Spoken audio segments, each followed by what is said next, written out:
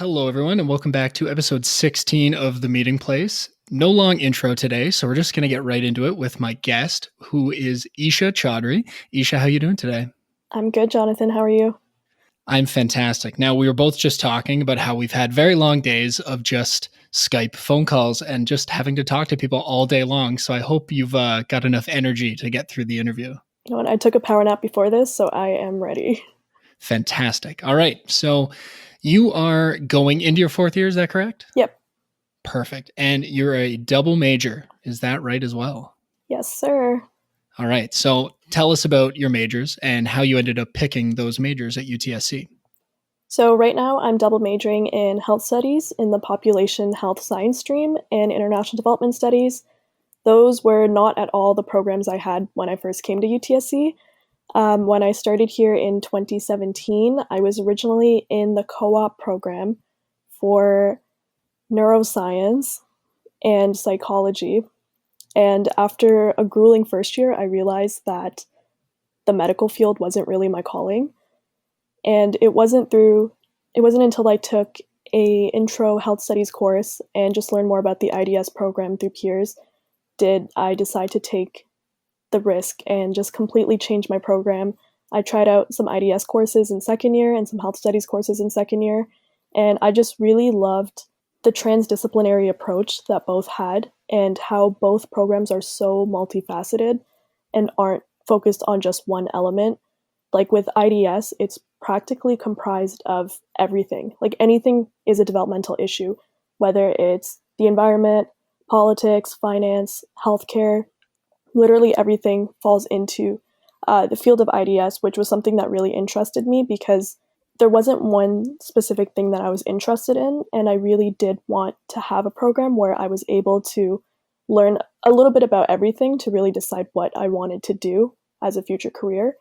And the same went with health studies, where I am very interested in healthcare, but I realized it wasn't really in the medical way, more so the healthcare system, just because I think there's so much that could be improved in the healthcare system, and I didn't really like learning about, like cells or different cellular processes versus learning about like the actual healthcare system and what can be done to fix it.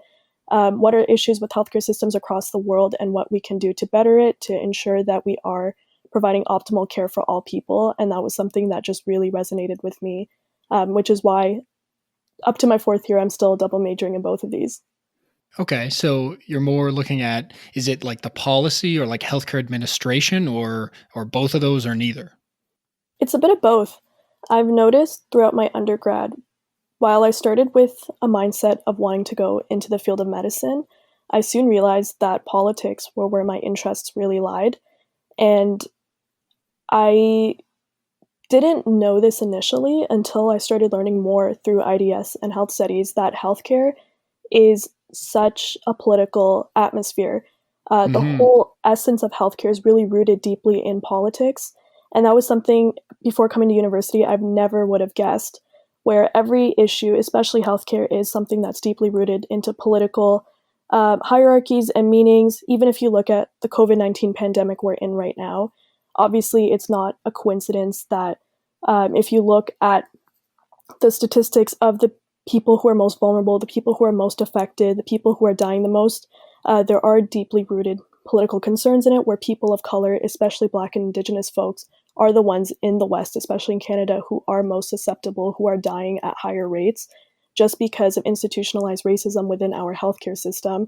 And issues like that were really resonated with me and made me realize I don't want to work for a system that has, so many questionable ethics versus working in a government sector where I can do something about improving that system. It's interesting because you have like a very thought out, strong stance on that. And it sounds like when you first came into university, that was not like, it sounds like you've really just developed that and almost entirely during your time at UTSC because you thought you were going to go into more of the medical stream. Is that right? No, 100%. I didn't realize initially because I guess I was just, ignorant and wasn't really exposed to the real world. And it wasn't through meeting people at UTSC, getting involved in different initiatives, and just really understanding that there are so many issues that we don't even know about until you actually take the effort to learn about them. I think what really changed my mindset in I believe it was my third year, I actually took this course at UTSC, a geography course called Political Ecology. And the whole essence of the course was to teach us that there is no such thing as anything being apolitical, and even the environment itself is very political. And we learned through environmental disasters such as Hurricane Katrina how it was deeply rooted in systemic racism, where the population that was most affected was a population that was already vulnerable by the government. It consisted of a lot of colored folks, and the levees of where they lived were already like dangerously close to sea level, but the government never did anything about it just because these were low income colored people. And when you think of a disaster like Hurricane Katrina that was so detrimental to the United States, you would think that the scope of the issue was bad everywhere, and that's kind of how it was made to appear. But in reality, it was way worse in these areas just because of the systemic racism that was already prevalently present there. Yeah. It's so interesting to see how like the courses you've taken have really influenced you it's really like you feel very strongly about this, obviously. And so these courses have really influenced, I think, what you're saying you kind of want to do in the future. And I know, because I know what your role is in the students union, it seems pretty clear to me then that it's all of this that you've learned that has really influenced what you're doing now in your work with the students union.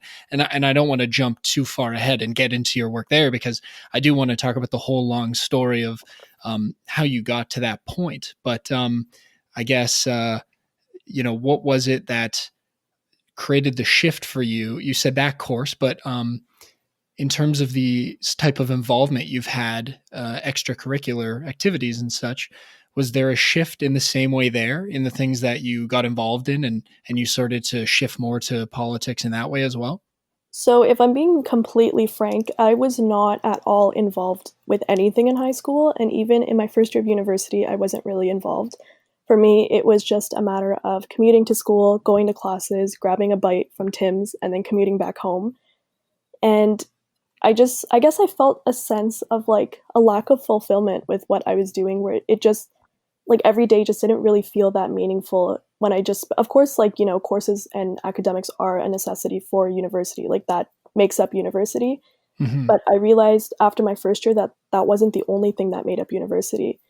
And I think the catalyst for me getting involved was when I got involved with HOSA UTSC, which is a giant healthcare based organization that educates and inspires future leaders in the healthcare field through competitive events. So I really got involved in that in my first year, and it's something that I stuck with throughout my entire undergrad. And I initially started in the biomedical debate category. And I think debating against a bunch of strangers was what really gave me that confidence to, start speaking out, voicing my mind and whatnot, just because I was a relatively quiet person who'd keep to myself.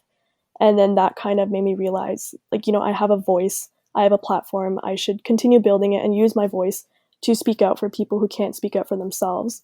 Given that, like, that topic was obviously not too relevant to what I'm doing now, just because it was pretty biomedical based, but I think that definitely was the catalyst. So when it came to my second year, I kind of made a list for myself of like, this is how many clubs I have to join by the end of the year.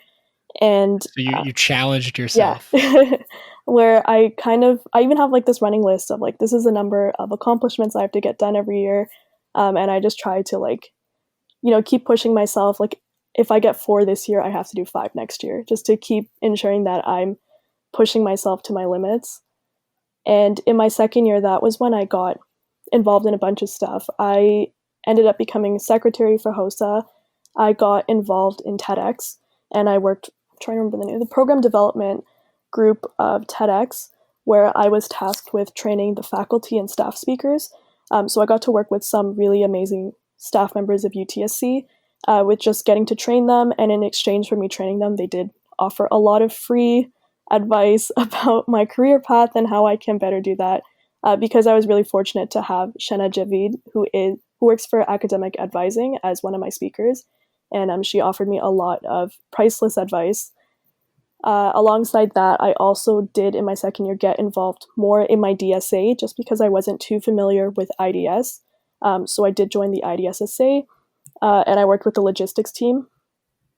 And just working in those experiences really, I felt gave me the confidence to want to continue voicing my concerns, and being a part of these groups kind of did open my eyes to, challenges and things that I probably wouldn't have known beforehand. Like with HOSA, I kind of got to see like the medical lens of things. With IDSSA, I got to see a more political sense of current issues. And then TEDx was a great experience for me just to hone those communication skills.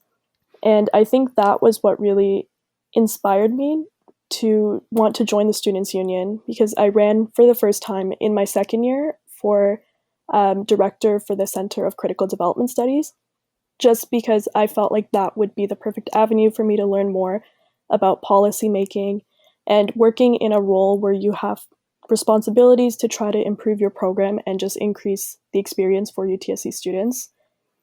So that was my second year, and I think that was definitely the shifting point for me, where I kind of just realized, like, I've been holding myself back for this many years, and now it's time that, I take that step, I challenge myself, and I do things that I normally wouldn't do. I like that you're saying that, because it makes me think back to something you said earlier where you used the word ignorant, and I really like and respect that you use the word ignorant, because I think it's become this like dirty word that people don't want to say that they're ignorant, but it doesn't mean that you don't care. It means you don't know. And until you've had the experience of seeing something or doing something or learning about something, like that's what ignorant is. You're ignorant to that topic. And that's not a bad thing, right? So to be able to say like you had those experiences, and until you saw something new, it didn't open your eyes to the fact that the world is more political than maybe we want to believe, and that things like healthcare are influenced by politics way more than they probably should be. No, you're definitely right. And the way I see ignorance, I think it's something that's inevitable, that it's a trait we all have and we're all predispositioned to have. And it's just a matter of whether or not, you take the initiative, or you're exposed to stimulants and exposures in the world that make you, like come out of your preconceived notions and your beliefs and realize that, your beliefs may or may not be right. Because the way I see life, and like I feel like my philosophy of life has changed a lot in the past year, is really just that life is a series of learning and unlearning.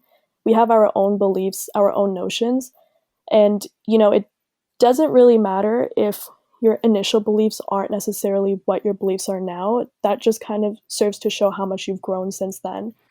I 100% agree with that, because I think so regularly people get worried about being labeled something and then being stuck that way forever. But like you change over time. And so the things that you believe in change over time based on the experiences you've had. And so, um, like just know and understand that. Like you're not a bad person because you didn't know something a year ago and your opinion was something and now it's changed to something else. Like that's growth. That shows that you're actually trying to better understand the world around you, and in many cases maybe not how it just impacts you but how it impacts other people, which is I think what a lot of IDS kind of does.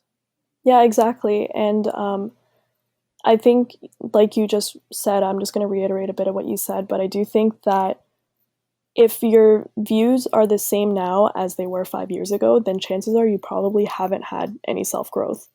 I think having your views change is a marker that you've learned and you are applying what you learned to your life.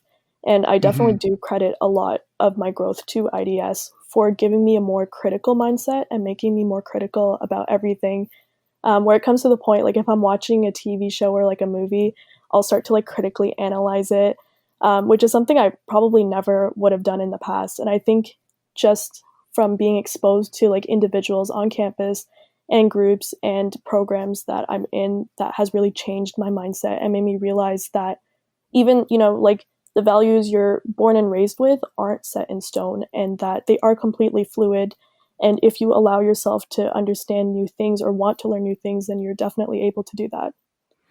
Yeah, definitely. The so talking about like the values you're born with, at a certain point There is a point for however many years at the beginning of your life where I would say your parents or direct family is that's who's influencing your values pretty much entirely, right? And then there comes this shift where you start to form your own opinions, and um, the way that it's always been phrased to me is like the moment when you realize that your parents aren't Superman, that like they maybe that you have different views than them is one example of that, right? And so your views shift and change over time, and I like what you said about like if you have the same views you had 5 years ago or no different beliefs, then yeah, you're like, what are you doing to try and grow as a person? I agree with that. I know there was a point in time, and I feel like the time period's gotten longer and longer, which um, I think is a good thing. But there was definitely a point where I'd look back and every 6 months be like, I was an idiot 6 months ago. Oh my gosh! And now it seemed like all of a sudden it was like a year ago, and so I'm like, okay, so my growth is more stable now. There's a longer period where I'm okay with who I am and the views I have, and I think you're at the point in a university setting where there's more room for that kind of growth and more room to explore, and everything is so fast paced that it gives you kind of the optimum environment to have that type of growth and change as a person. No, I definitely agree. I think the past 4 years, I've probably learned more than I have my entire life. And kind of like bouncing off of what you said about the whole parents and Superman thing, it's like you can't change how you were raised and the mindsets you were conditioned to believe when you were a child, but you can change your views now.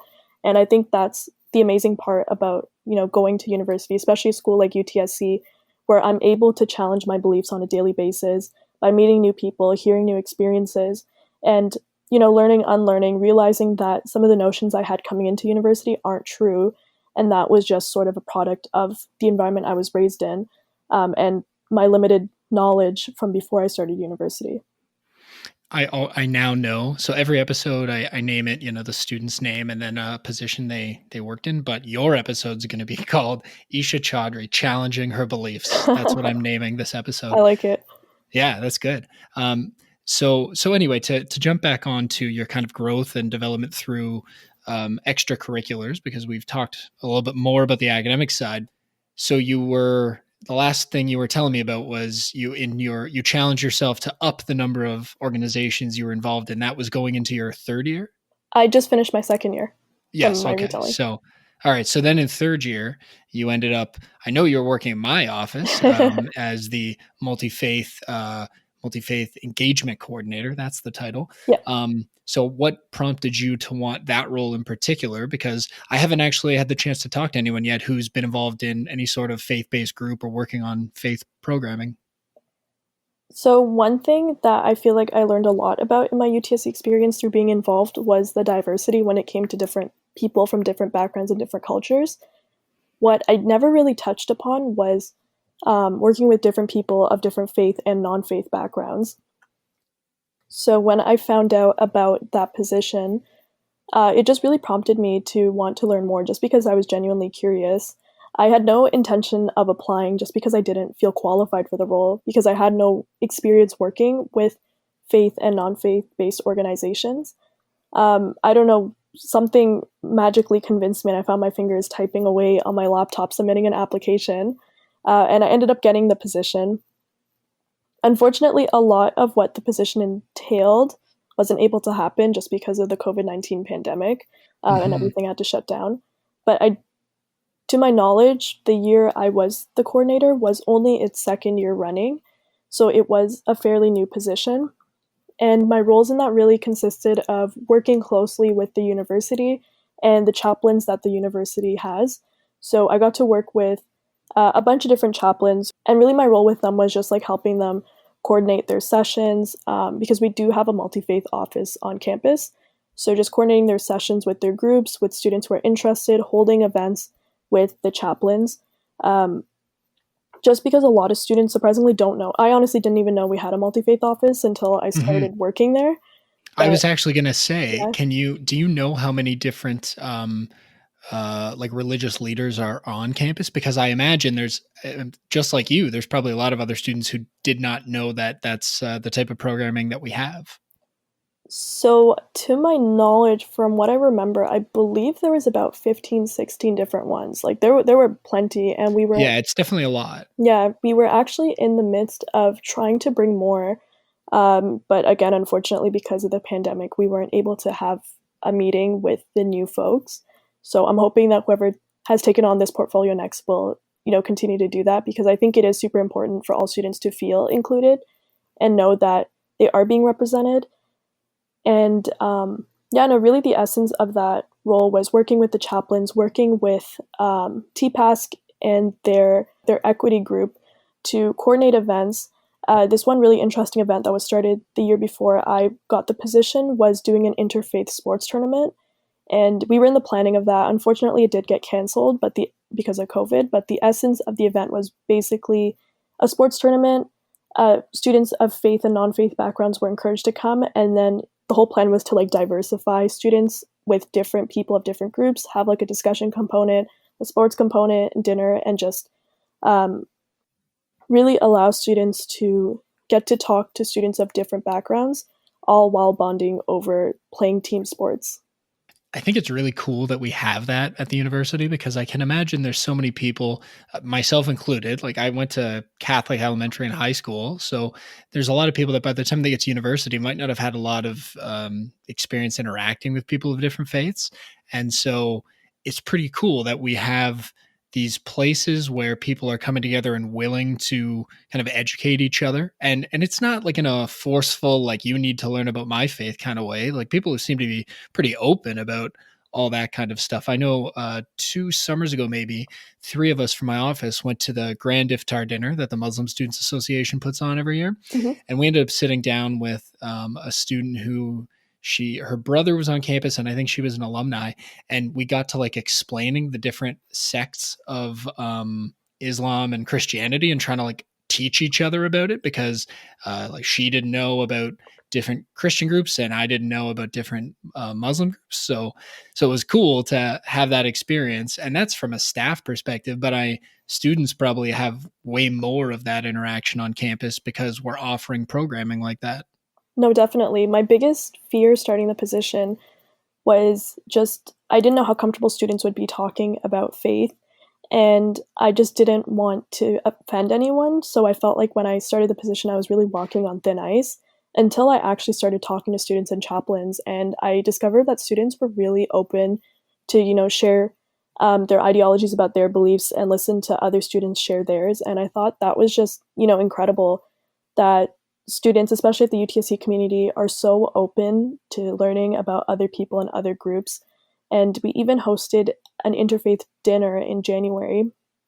The turnout was amazing. I think we had, want to say close to 40, 50 people come out. And it was great. The whole essence of the dinner was to sit with people you didn't know. And through eating food, just kind of talking about faith and students sharing their own beliefs. We had like students, chaplains, staff members, and just members of the community who came. And it was just a really great experience to hear folks talking about their own beliefs that whole evening. I hope there's a way we can transition some of that stuff online for this coming year. I wonder if it might be more difficult. I mean, so much of what we're trying to do is going to be a little more difficult for sure, right? It's a lot easier to walk into a room than it is to, um, have to log on to computer. And when I know so many people are in like not great work from home positions, like we were talking about this before, right? That like you're like sitting on your bed and like I'm at a Yeah. table that's like not even that stable. And I've been talking to other students who are clearly like sharing rooms with other people around. So it's going to be harder to participate in some of those activities, I think. But we're still going to offer them and hopefully it works out for students.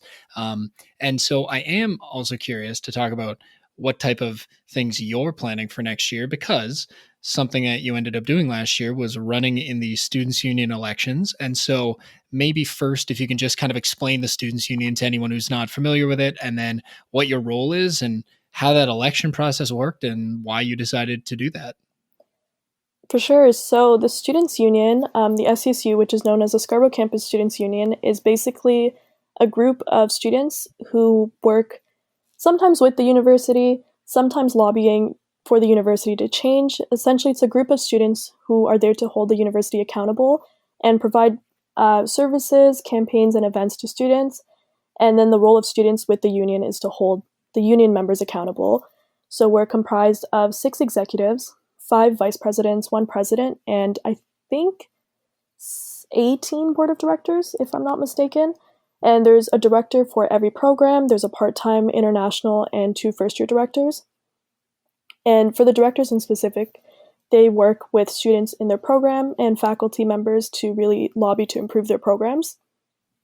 For executives, we work to support the directors, and then each executive has their own portfolio. So with me in specific, my portfolio as Vice President External consists of working with local politicians, serving as the external representative of the university.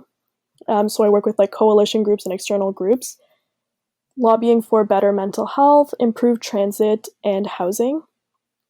So I guess I could talk about the elections process first and then make my way to what I'm doing Yeah, currently. sure, that works. So the election, this was my second time participating in the elections because I was a board of director first, and I really enjoyed that experience, and it just made me want to take on more of a leadership role, just because with an executive, you do get more leadership opportunity. Because as a director, my only main commitment was really monthly board meetings versus as an executive, I work every day for about 7 to 8 hours a day. Like even just right now, I was telling you earlier, I finished maybe like 6 hours of meetings before this. Mhm.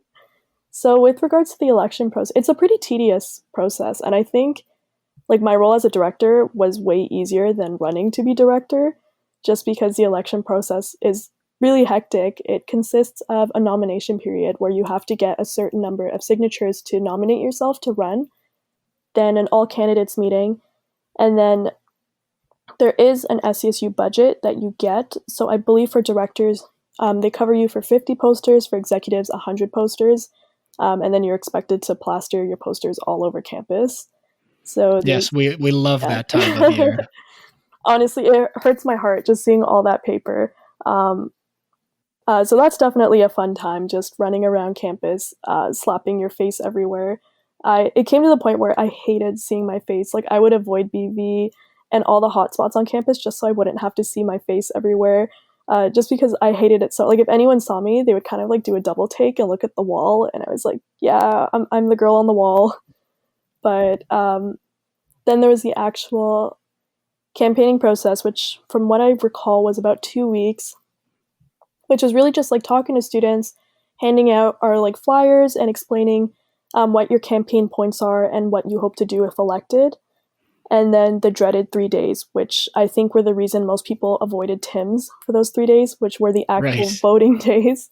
That's where all the tape was set up, where there's certain areas you can't pass.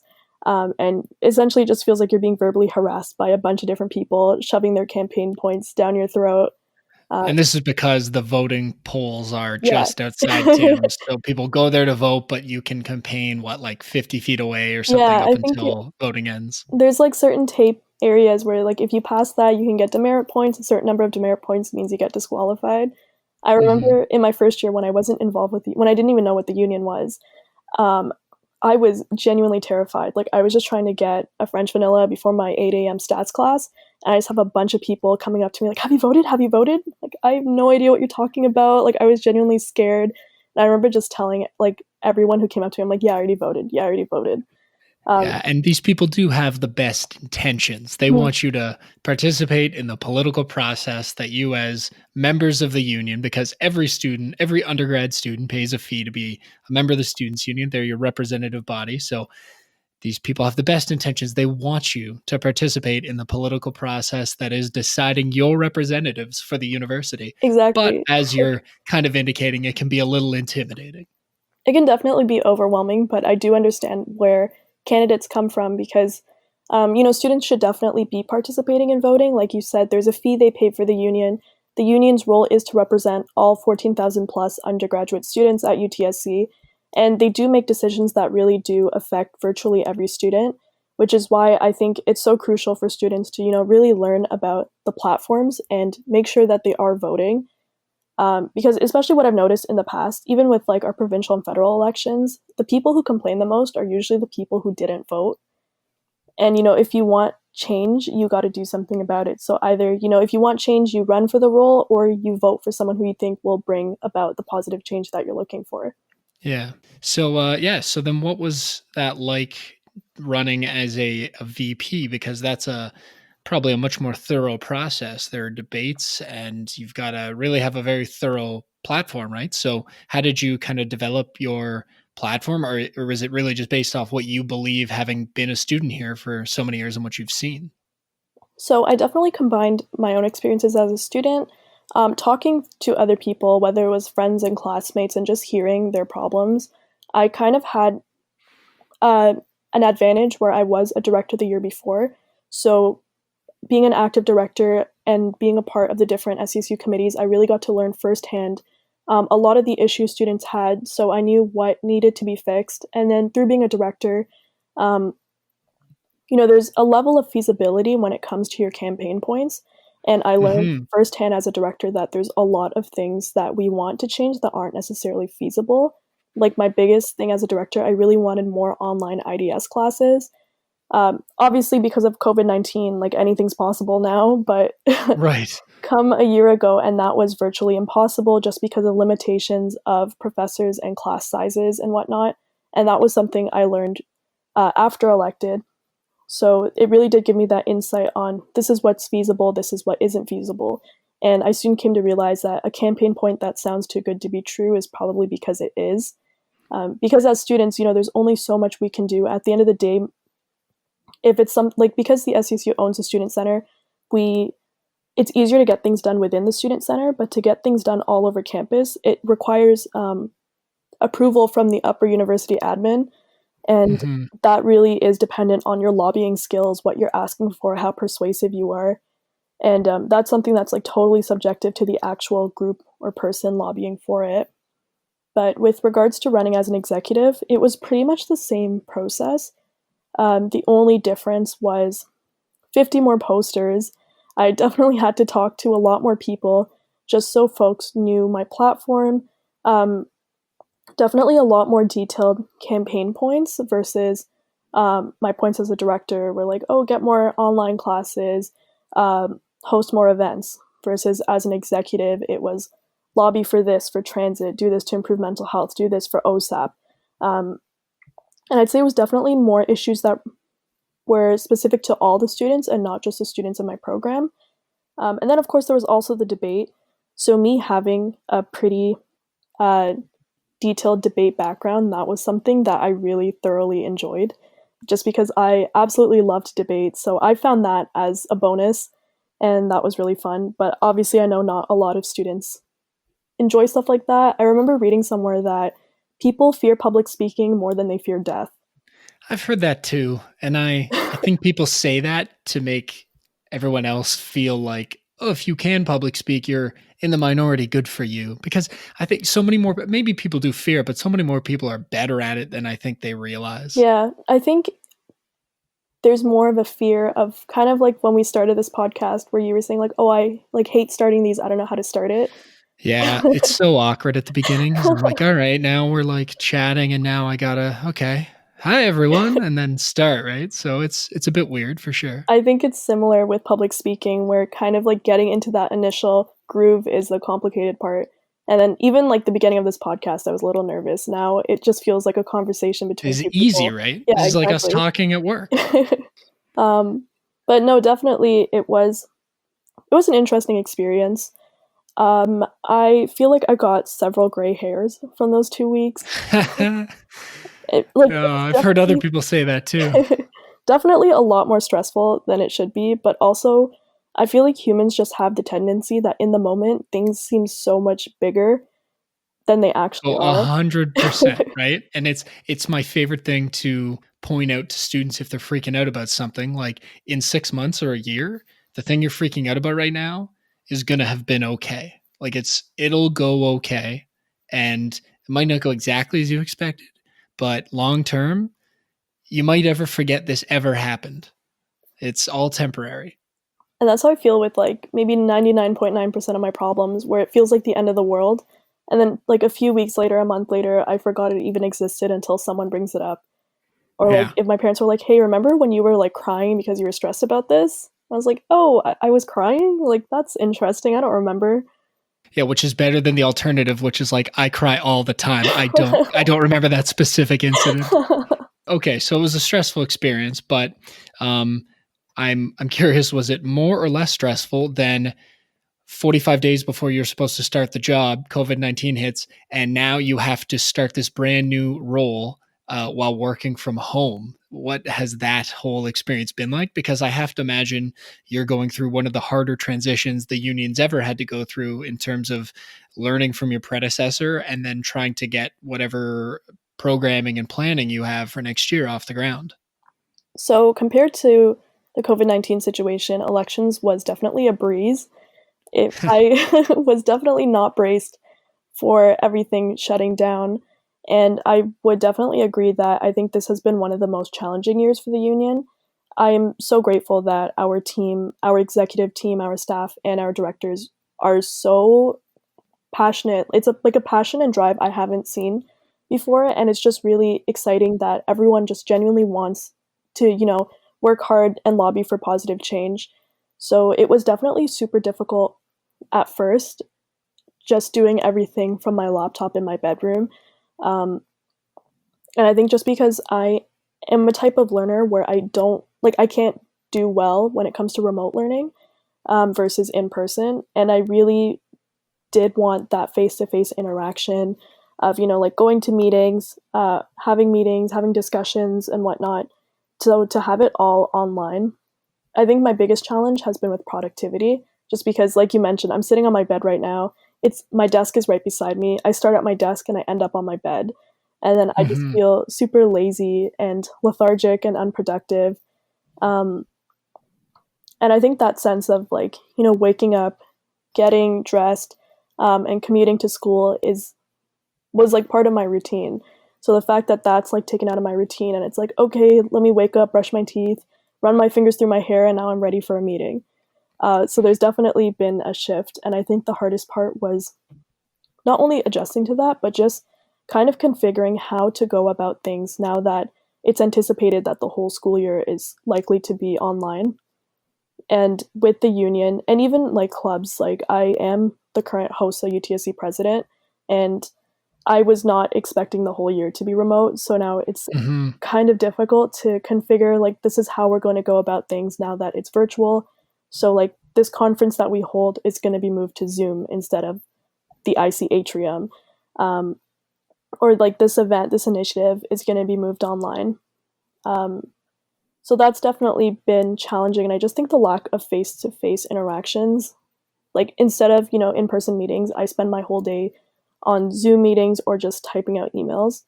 Like my typing speed is incredible now. I think I can do 97 words per minute. Oh, But good for you. Mine has not improved. but I would definitely pick in-person interactions over improved typing speed. And I think that's Yeah. just something that, takes adjustment. Yeah, I think that's something like so many students are going through, which is why I think it's valuable to have conversations like that here so that anyone who's listening to this can realize like they're not alone. It kind of sucks for everyone. And that's something we actually were just talking about today. I did a pod or an interview for the first year program. They did like a live meet people who work at UTSC session. And it was something I said on there that like it's okay to acknowledge that this kind of sucks, like we can be we have to like push through, and yes, I've got to keep doing my job, and yes, you've got to keep doing your job, and students have to keep taking courses, but we can acknowledge that it's not as fun as it was before, right? And I think that's an important part of it, because I know for me, for the first little while we were working from home, I just tried to like, well, at least I still have a job, and like I'm okay there. And I fully recognize that many more people have it worse off than me.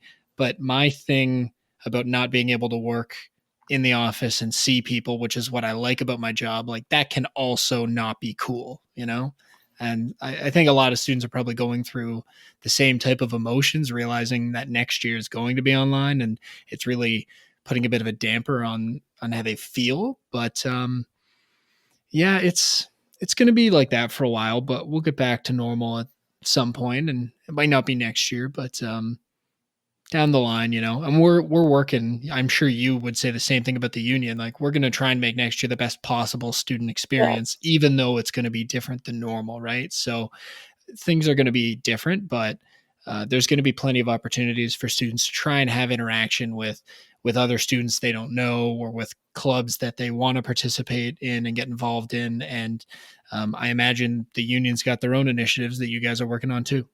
No, definitely. And bouncing off of what you said, like change is an inevitable part of life, and either you can adapt with the change, or like that's the only way you can really succeed. So even though it's been difficult, like that's kind of what we have to accept as our reality, because COVID-19 is a pandemic that looks like it's here to stay.